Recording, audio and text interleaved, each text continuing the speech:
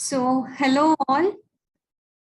It's good to get all our participants back after almost a month.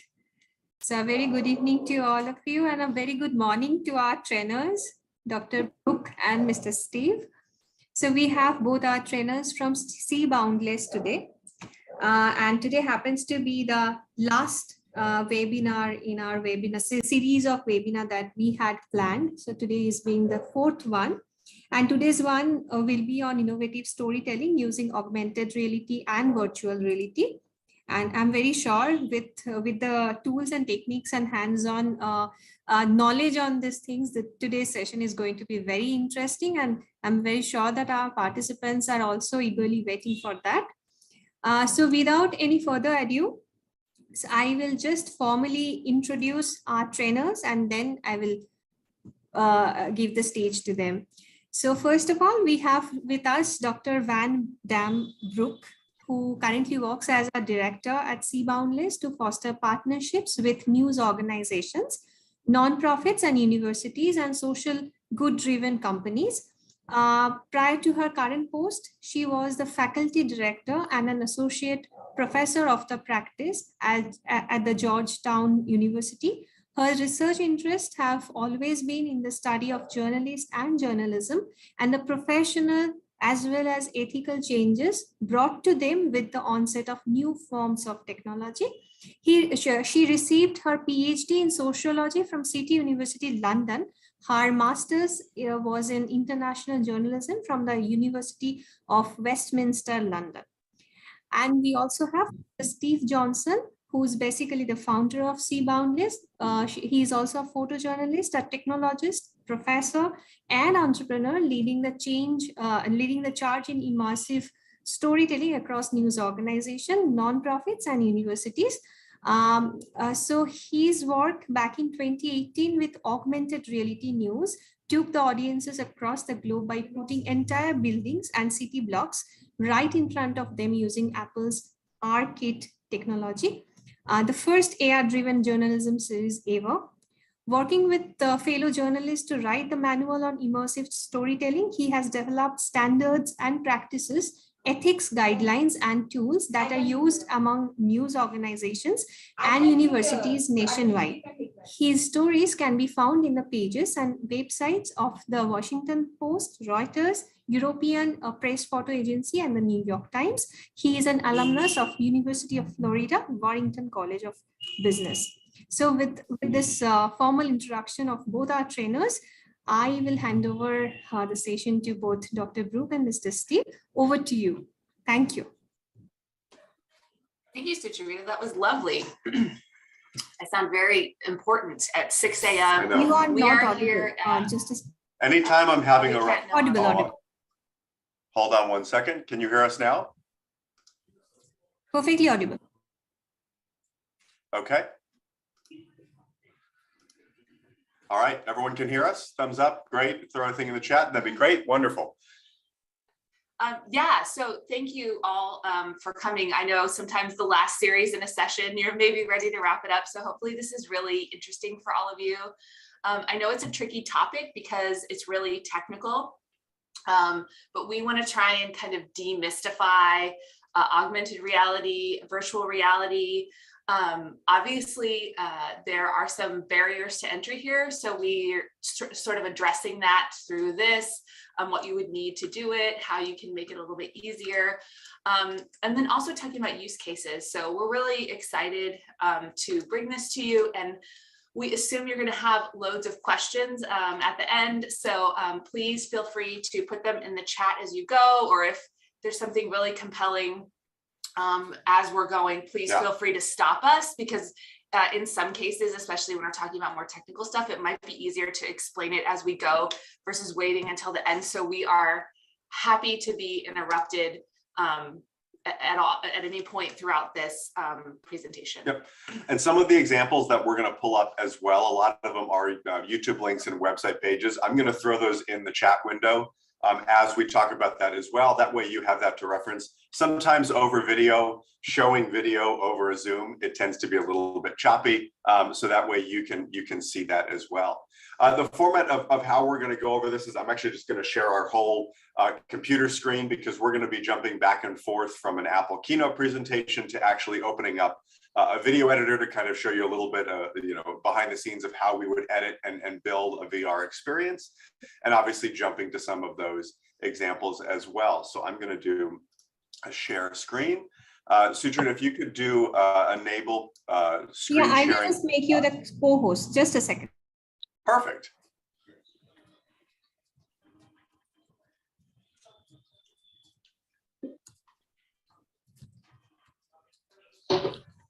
Yes, done. Great. And actually, just if everyone wouldn't mind, just as an initial, just kind of gauging of interest, I know we have the little reactions tab on the bottom here with kind of a claps or a thumbs up.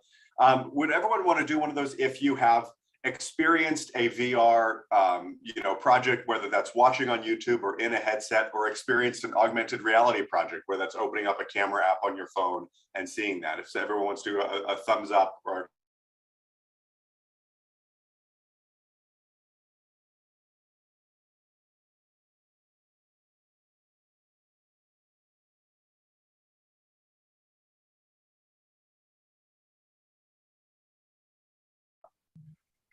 great. Great. And I'll open up our keynote. Okay, we have our keynote. Now we look blue because of, anyway. This is actually a really fun opening image. This is actually us when we were inside of a glacier in Iceland doing the first ever climate change 360-degree video. Actually, I've got that camera rig right behind me. On the shelf, it was 6 GoPros, all kind of 3D printed together. And this is actually the stitching software back then. The cameras didn't create a spherical video. Now it's much, much easier to do. But we didn't know if it would work. So we had to test it at the time we were filming, which meant praying that our MacBook Pro battery and GoPro batteries wouldn't freeze inside of a glacier, trying to get this to work, where we had a climate scientist kind of guiding us through this experience. Sutrina did a wonderful introduction. I know, I feel like she really sold us. So I'm not going to spend too much time going on and on about our background. So I have been a university professor for 12 years, teaching journalism. My background is television journalism. So as with most of you, I'm imagining AR and VR is a newer technology. So whereas for Steve, it's a little more intuitive and he's worked with it a bit longer. I've been working really hard to, simplify and make this easy. I work with all of our education partners. We do trainings for different people. We also create curriculum, university curriculum in virtual reality now. So that's something that we're trying to not only do at the news, but also in the university setting. And then I also work as a Fulbright. And I think we mentioned this in the introductory, but we are a married team that runs the company, hence us being together in a similar room, which I know is probably not something that everybody experiences all the time. Yeah, during the pandemic, seeing 2 people in one Zoom window was quite jarring. Sutrina, I want to make sure you can still admit people in. I don't want to leave anybody in the waiting room. That's correct?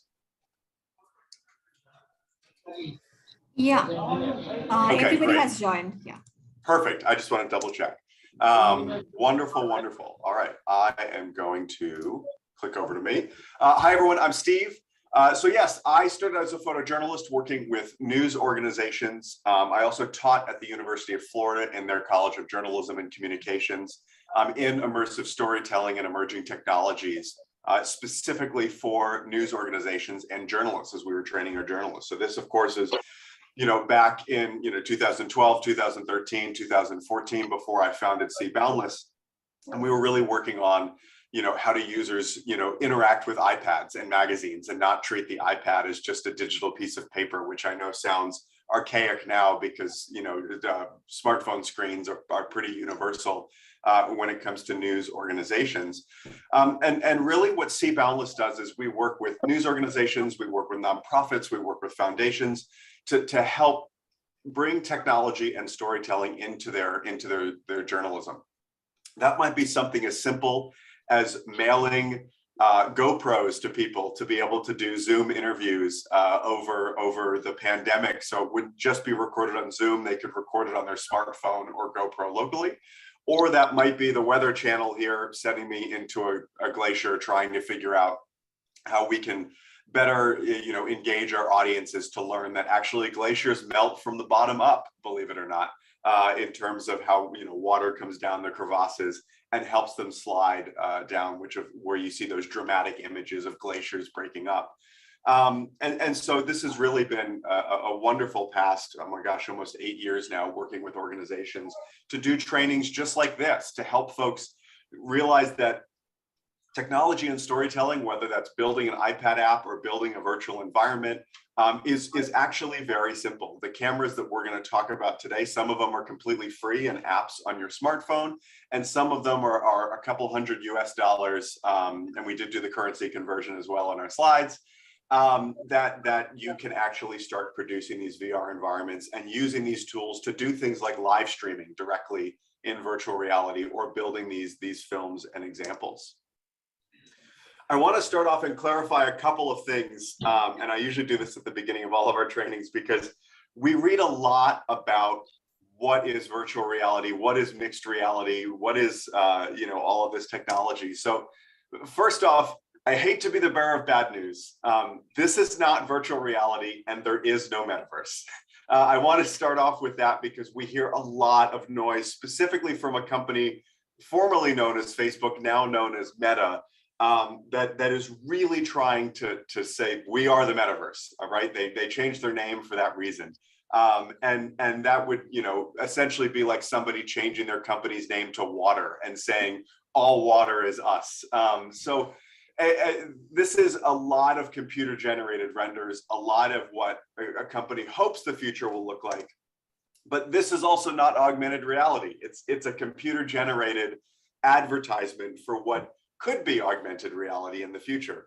I want to say those things up front because a lot of our editors, a lot of our newspaper owners, a lot of our heads of foundations, a lot of our fundraisers on the foundation side and funders see these images on local news reports or read them in the paper or advertisements and go, oh, so are we going to be able to have a roundtable VR discussion with world leaders all at the same time for the New York Times? No, that we're still going to do it over Zoom. If you wanted to go by the true definition of the metaverse, all of us currently right now are in a metaverse talking over Zoom. We are in different locations using technology to facilitate communication. So I always want to go through some of these first, just because there is a lot of noise in this space, and we really want to simplify the technology and really focus on why should you use the technology and how can it help our readers understand stories better. If you stick to those two, really one simple thing, how our readers can understand something better, you're going to do an amazing job using this technology and building it in to your workflow and your newsrooms. Yeah, so we kind of created a glossary, and we are going to make sure that you all have access to this presentation too after we've put it in a PDF so that you can reference this going forward. So we've created sort of just basic definitions here. AR, not to be confused with AI. Sometimes people use augmented reality, and what they're really talking about is artificial intelligence, but they're very different things. So augmented reality is an enhanced version of the real physical world that is achieved through the use of digital visual elements, sound, or other sensory stimuli delivered by technology. So basically, augmented reality is when you use a camera phone, or they've been trying to sell us for years on glasses that absolutely no one can afford. Yeah. Right now, the closest in terms of glasses is Microsoft HoloLens, and it's $2,000 to $3,000 US, and it's used in very specific use cases. So it's the idea that you look through a screen, and through that screen, you can project images. So you use computer coding to sort of amplify an image that you can only see if you look through a screen. So that's what AR is.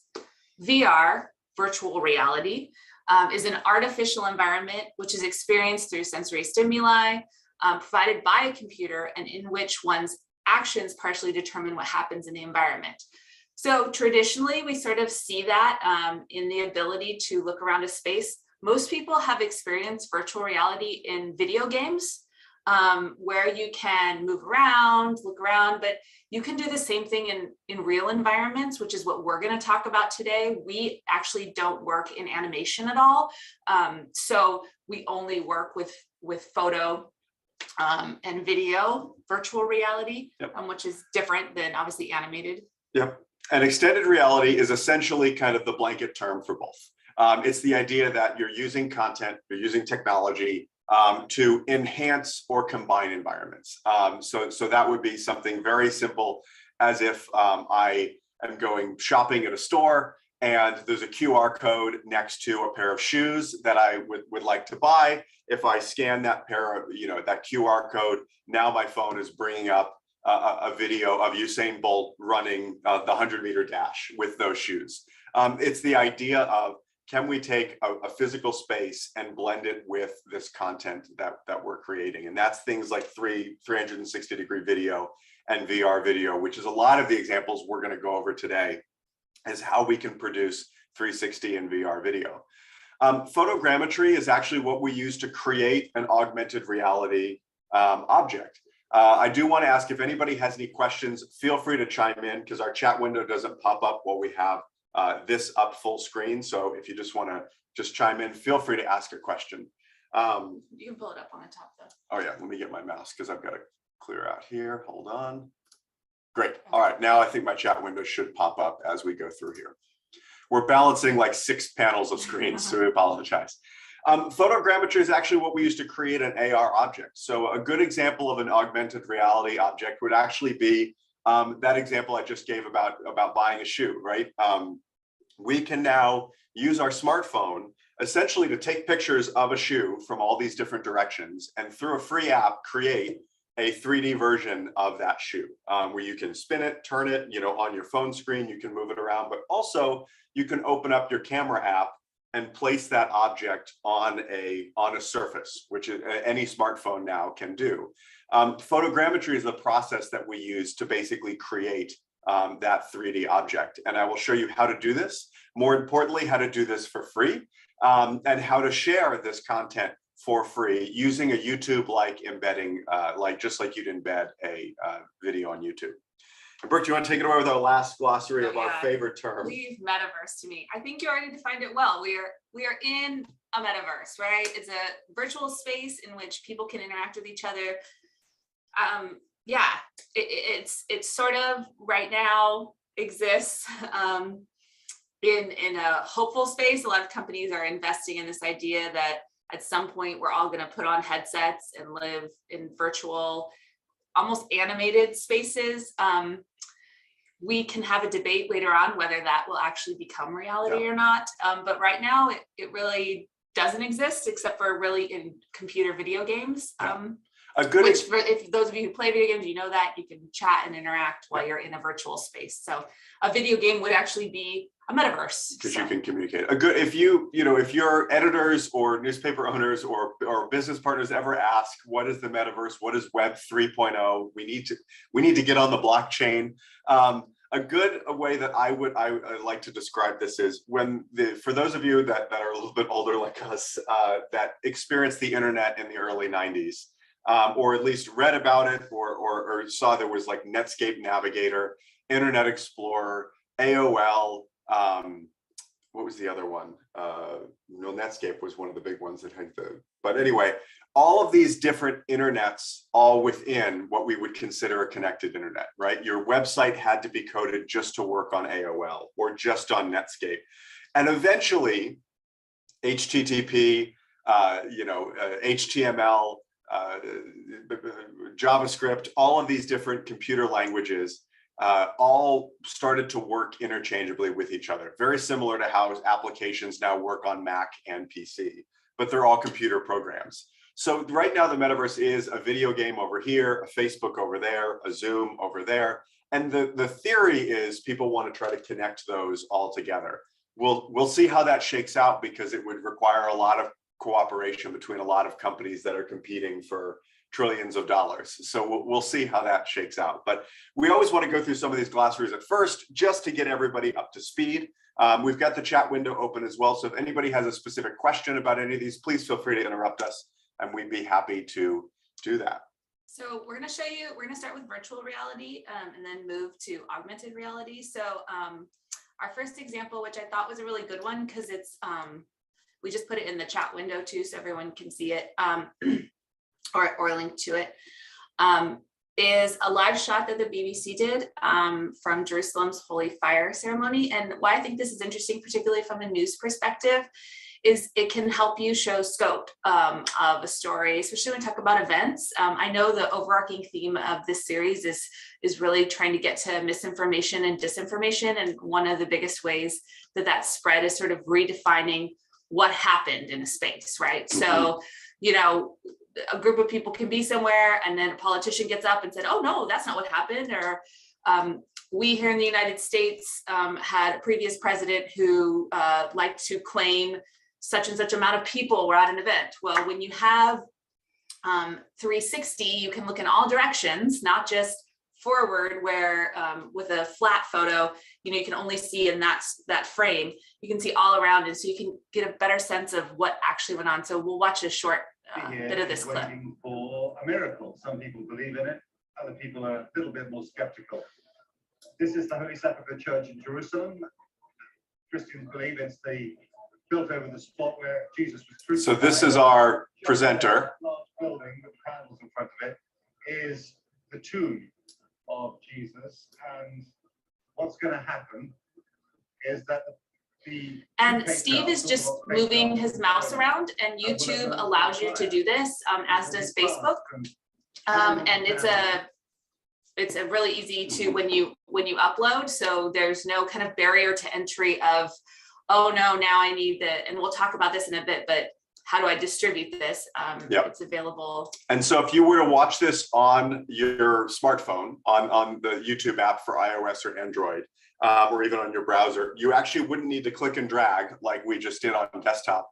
You'd be able to hold your phone up and move it just around. It's similar to the about $3 to $4 the Google Cardboard headsets that you could actually slot your phone into a headset and move around with your head as well.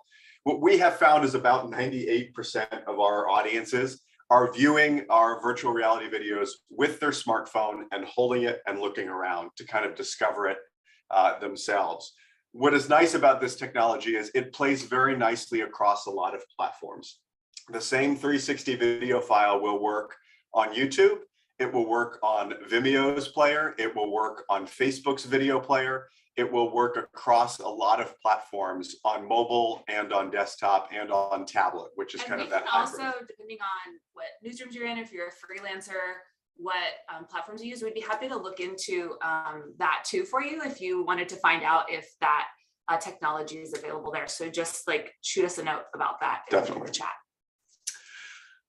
We'll go over today. We sort of already did this, but why you should, I guess we talked about why you should use AR and VR.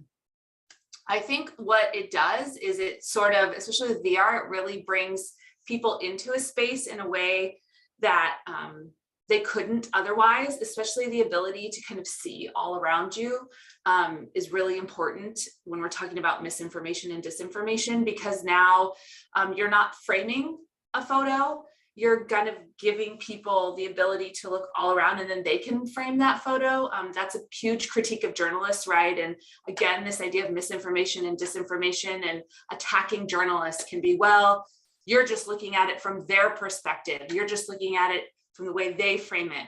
Well, now you're not doing that. You're saying to the viewer, hey, look all around. I'm just telling you what I'm seeing, and this is what I'm seeing. So you're actually doing what I would argue is a sort of easier, more transparent form of truth telling. And then AR, I think, is an important tool to really show people what a thing looks like, especially historical artifacts. And we'll kind of talk about this as when we get to the AR section. Yeah, it's a great explainer. We like to say that you use virtual reality to bring people to places, and we use augmented reality to bring places to people. So if you want to transport someone, to a glacier in Iceland, or to Israel for this ceremony, VR, Sutriti can admit them. VR will bring your audience there. If you are trying to show what a specific object or thing looks like, that could be an artifact that was discovered at let's say they're trying to build a new skyscraper downtown, and the whole project got halted because there were artifacts discovered underneath. You could very easily, with a smartphone, scan that, bring that into your story, and now your readers could take that artifact and see it in their own dining table or living room, and see what you're talking about with notes and annotations, and they could experience that story as well. Yeah. So I think we already did this, how to create it, use cases, and then at the end, we'll sort of wrap up talking about how this can help with mis and disinformation. Perfect. Get my mouse back. So there's a couple of different stories that on the immersive side that I'll also put in our chat window as well. And you'll see one is from Euronews, where it's actually embedded directly on a page. The next two are YouTube links that actually go basically the first ever war zone in 360. And then we actually chose one from 2017 from the New York Times that actually goes through how basically citizens in Ukraine were learning how to fight. And this is actually now very timely, but this video was back from 2017. So I want to actually start with our Euronews one, mostly because we know that this will play in browser and on a page, which is really nice. And so this is a 2-minute long kind of narrated piece. Again, you can click and move around. A time bomb is ticking beneath the surface of many European seas. Countless pieces of rusting munitions have been lost or intentionally dumped on the seafloor during the course of the 20th century. The location of these deadly dumping grounds is often poorly documented. It's estimated that German parts of the North Sea and the Baltic Sea alone contain some 1.6 million metric tons of relic munitions.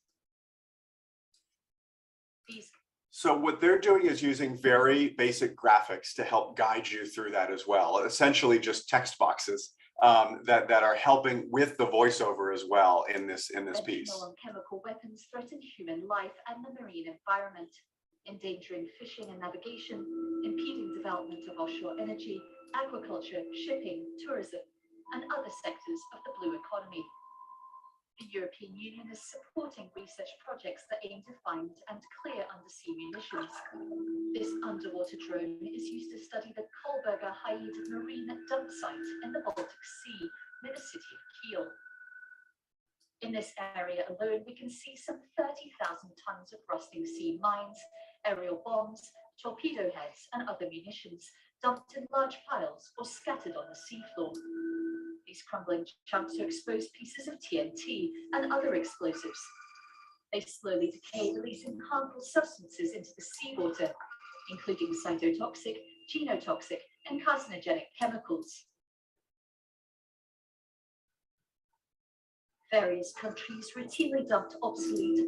So one of the reasons I thought that this example was also very useful beyond, obviously it's super interesting, and a 360 camera underwater is fantastic technology, is one of the areas I think that this is most useful for when we talk about misinformation and disinformation, and that is climate change, right? So, oh, it's not happening, oh, it's not that bad, oh, I think that with virtual reality, you're really able to show people the scope of issues that are going around, right? Like, so you're on the sea floor here, and I can go all around, and all around me is sea junk, essentially, that is changing the ecosystem in our waters. So it's a great use case. I remember in the intro session, some of you had said you were environmental reporters or interested in this. So taking people to different climates and showing them what it's actually like can be very impactful, and also over time. So if you start recording stuff in 360 now,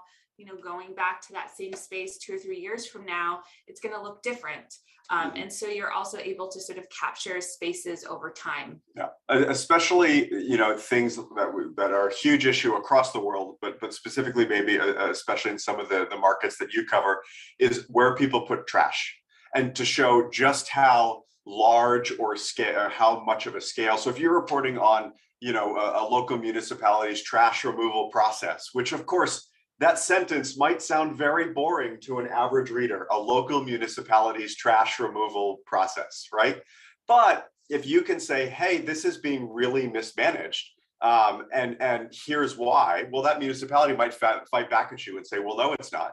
Well, now you can say, no, walk around yourself. And you could do a live shot, just like the Jerusalem's Holy Fire Ceremony, the BBC, or you could produce a piece like this that is narrated as well, to say, hey, this is just how big of a problem it is. The landfill has been overfilled and they haven't come up with a plan for this. It's being dumped in places it shouldn't be dumped. In the United States, that's often in the ocean. It's put out on barges. New York City. We live in California, and there are days that it gets so bad that you can't go swim at the beach. Yeah, you can't swim at the beach because if it rains too much, it'll actually, waste will dump into the ocean. New York City still sends barges out into the Atlantic Ocean to dump trash deep into the ocean. That might sound surprising considering New York City is trying to be very environmentally friendly, and so is California. But these issues still happen in the United States, not as much as they used to, but they're still there. And we want our readers to know why this is such a big deal. So these are great use case scenarios for when to do this. Same thing when it comes to conflict reporting. This was one that was done by Riot News, which then got bought by a few other companies, but their studio was really the first one to get into Aleppo right after it was bombed in 2015 and we're actually, take you somewhere. Yeah, and we're actually starting to see this now in Ukraine, which we're all sort of watching unfold, right, in real time, and getting misinformation and disinformation. Oh no, this isn't what's happening, this is what's happening.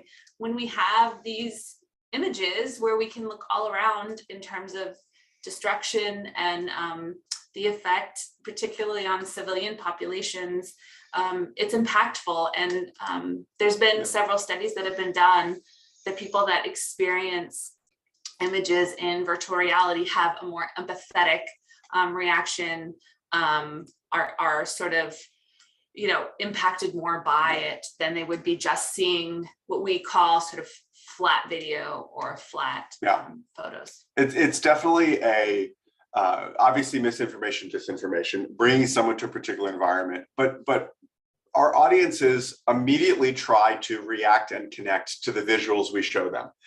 It's something we see in climate change when we show polar bears that are dying in the Arctic.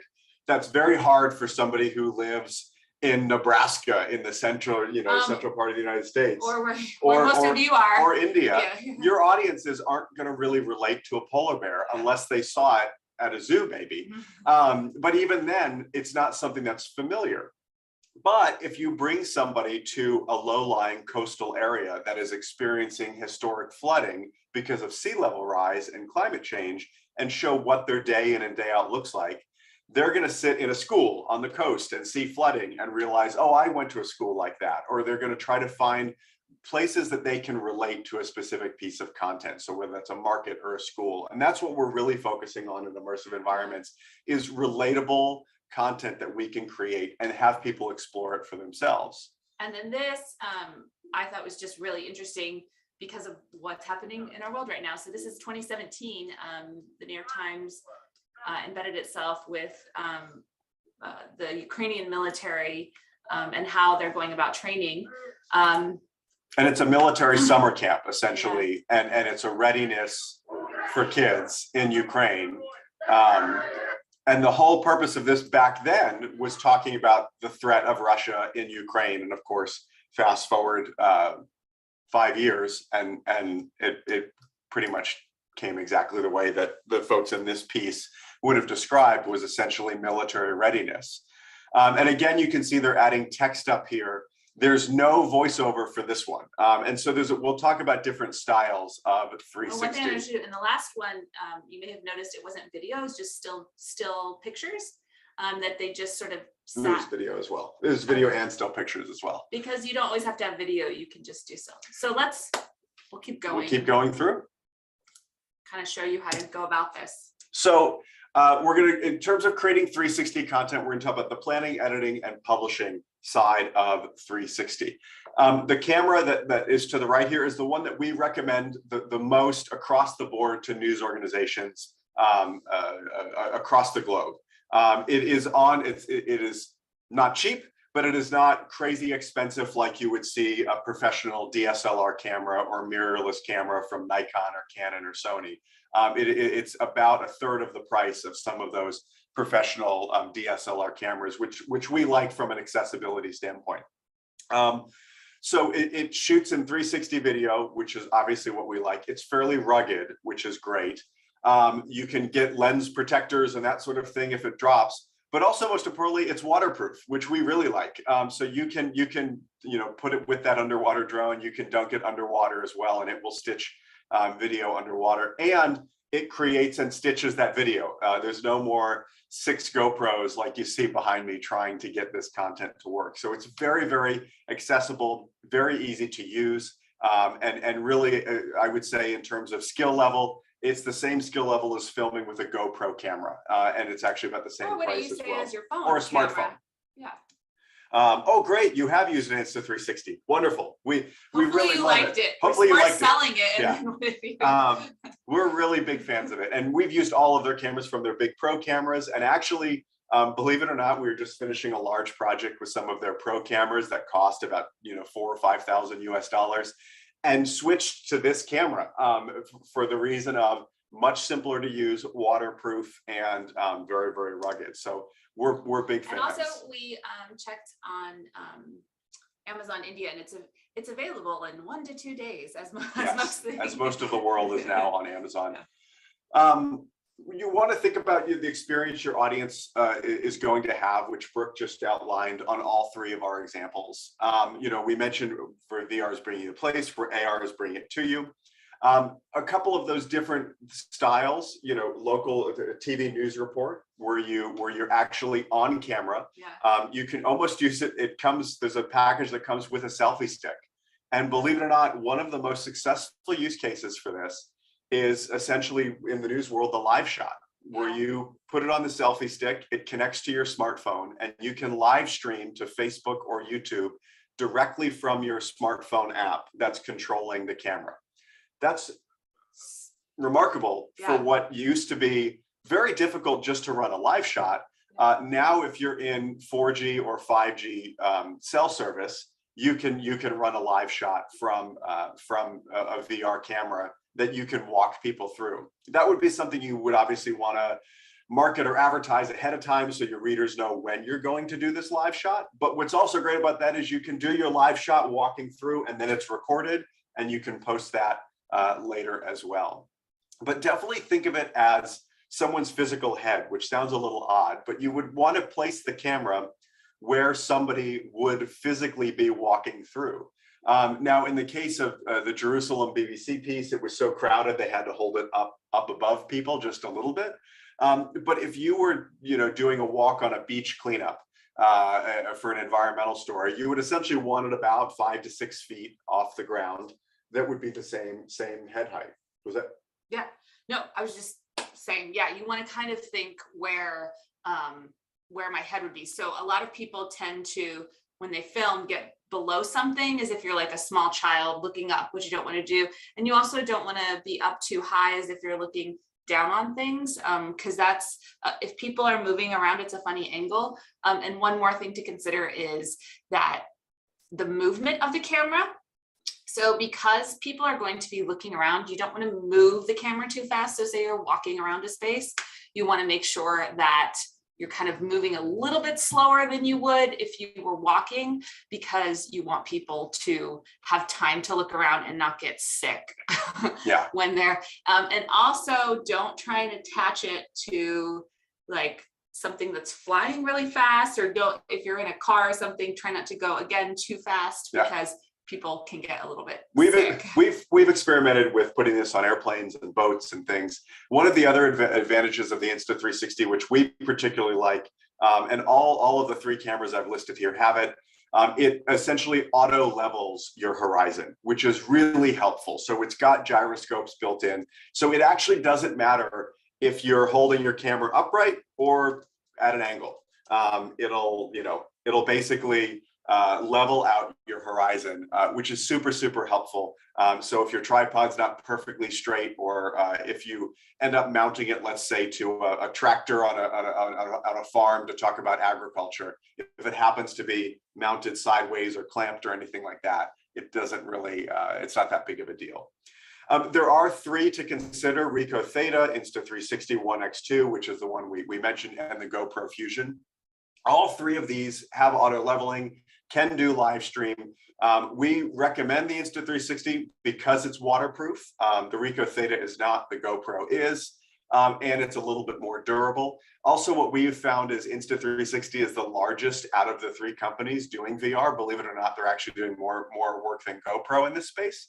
And so when it comes to, if it happens to break, or replacements, or availability, or even technical support, we're just a big fan. The other thing that you can do with this is actually creating 360 still images, which does not need any additional equipment, which we are also, from an accessibility standpoint, a big fan of. So actually the Google Street View app for Android and iOS has essentially a feature built into it where you can add 360 images to a map, which is great, but you can also download those 360